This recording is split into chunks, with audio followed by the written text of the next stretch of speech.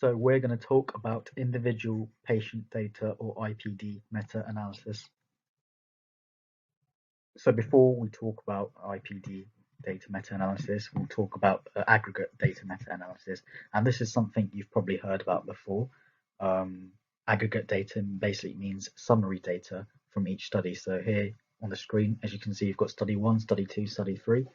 And what you do is get summary data from each of the studies, and you'd compare and analyze this summary data.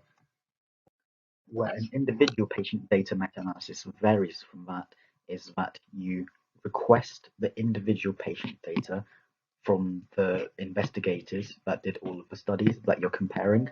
So I've got some random example here. So I've got the age, the gender, the statin, and change in plasma HDL, just random example. And you reanalyze all of the individual patient data from all of the studies used, and then this data is combined. So IPD meta-analysis is commonly considered the gold standard of meta-analysis, and this is because it quite commonly leads to improved data quality. And this is because you're able to gather data from unpublished or poorly published studies, so you're able to put this data to good use. You're also able to standardize outcome and exposure messages across different studies, so that you're able to compare the variables that you want to.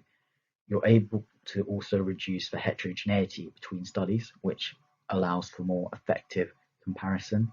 And because you're looking at the individual patient data rather than a summarized data, you're able to reduce publication and reporting bias. The disadvantages to IPD meta-analysis is that because there is a lot of data that you have to request from each of the individual investigators, this can be quite resource intensive, quite costly, and quite lengthy. There's a lot of data floating around, so you'll need your own dedicated statistical team to analyze that, and it will take a long time, and it's going to be a lot of hard work compared to an aggregate data meta-analysis. Another disadvantage is that you can introduce a selection bias if you're unable to include individual patient data from all trials. And reasons for this might include issues with confidentiality or lack of cooperation from investigators. So here are some considerations to make when deciding between aggregate data and IPD meta-analysis. So firstly, you must ensure you have the time and the resources available to do an IPD meta-analysis, as discussed in the previous slide. Going on from the previous example, if we are just studying the effect of a statin on HDL, plasma HDL levels, so just essentially studying the treatment effect, an aggregate data meta-analysis might be more appropriate.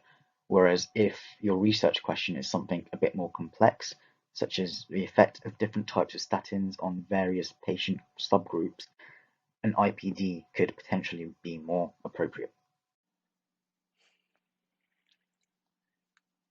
Okay, so now I'm going to use an example to explain how does IPD meta-analysis work. So I took this example from self-monitoring of oral anticoagulation, systematic review, and meta-analysis of individual patient data.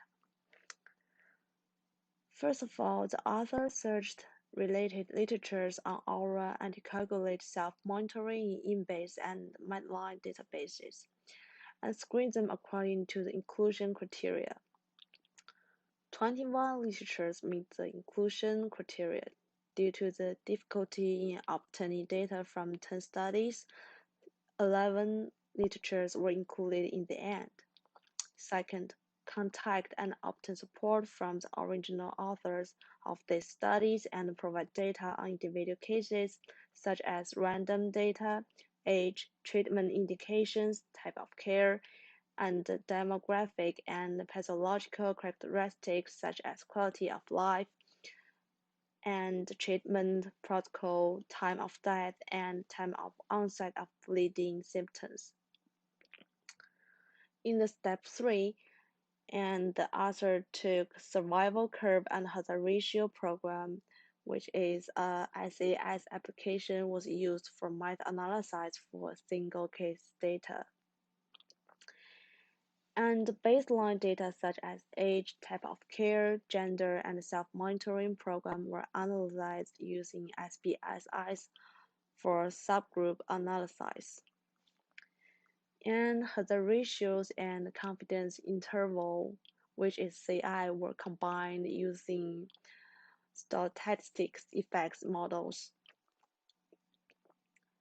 In this analysis, a two-step meta-analysis was used. HR in each study was first calculated, and the HR value of all studies were combined using meta-analysis. The results showed that the probability of thrombosis events was significantly reduced in the self-test group, but there was no significant difference in bleeding rate and mortality between the two groups, which you can see in there and there. Okay, that's all. Thanks for listening.